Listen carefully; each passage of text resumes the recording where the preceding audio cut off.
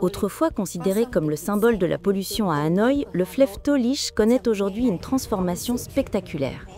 Ces derniers jours, l'eau est devenue plus claire et les mauvaises odeurs ont nettement diminué. Des arbres verdoyants bordent désormais les deux rives. Un système de collecte et de traitement des eaux usées a été installé de manière synchrone, tandis que les équipes d'entretien veillent en permanence à la propreté des berges, une image bien différente de celle d'autrefois lorsque le fleuve était lourdement pollué et nauséabond. Le long du cours d'eau, les habitants viennent se promener, faire du sport ou simplement admirer le paysage. Certains sortent même leur canne à pêche pour profiter d'un moment de détente au bord de l'eau. La joie et la surprise se lisent sur les visages. Le Tolish d'aujourd'hui n'a plus rien à voir avec celui d'hier. Si autrefois il fallait se boucher le nez en passant à proximité, on peut aujourd'hui voir le fond de la rivière à certains endroits, signe clair d'une amélioration de la qualité de l'eau. Bien que quelques tronçons restent encore un peu troubles en raison des travaux non achevés ou des fortes pluies, la transformation est évidente. Sur plusieurs tronçons déjà achevés, les infrastructures sont visibles.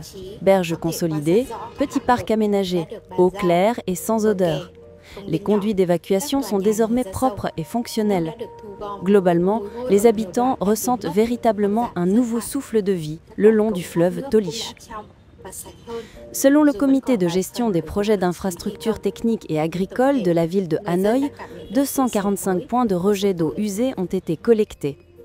L'usine de traitement des eaux, actuellement en phase d'essai, dispose d'une capacité de 200 000 m3 par jour et par nuit, avec un objectif de 270 000 m3. Le transfert des eaux traitées ainsi que l'acheminement des eaux du lac de l'Ouest vers le Tolish sont en voie d'achèvement. Plusieurs sections du fleuve ont été réaménagées, offrant aux habitants des espaces publics propres et agréables.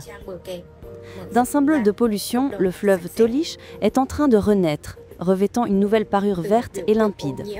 Ce changement ne se mesure pas seulement dans la qualité de l'eau ou du paysage, mais aussi dans les regards et la fierté des habitants, témoins directs de la métamorphose de leur fleuve.